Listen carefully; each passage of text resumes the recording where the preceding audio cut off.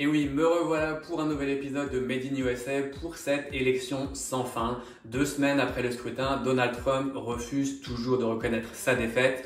Il multiplie sans succès les recours en justice. Un recompte s'est achevé en Géorgie, un autre a démarré dans le Wisconsin et on approche du money time puisque 4 États très importants doivent certifier le résultat d'ici le 24 novembre avant le vote du collège électoral le 14 décembre.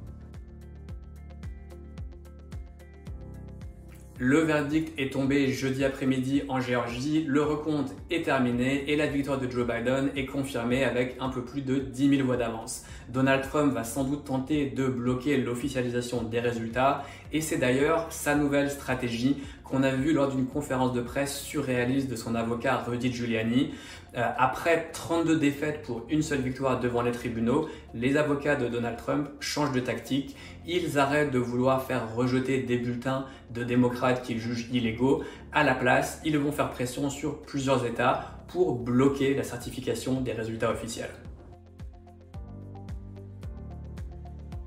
Alors pourquoi? Il y a 3 explications principales. La première, c'est que si Donald Trump arrive à retarder la certification des résultats, les républicains au pouvoir en Pennsylvanie et dans le Michigan pourraient en théorie envoyer des grands électeurs favorables à Donald Trump à la place de ceux choisis par le peuple et donc court-circuiter le vote du collège électoral à la mi-décembre. La seconde, c'est que Donald Trump, en parlant d'élections truquées, en parlant de fraude, il garde la base des républicains mobilisés en vue des 2 sénatoriales qui se déroulent en Géorgie le 5 janvier et qui vont décider de quel parti contrôle le Sénat. Et la dernière, évoquée par le Washington Post, c'est que Donald Trump cherche à saper la légitimité de Joe Biden pour pouvoir revenir en 2024 et se représenter à la présidentielle.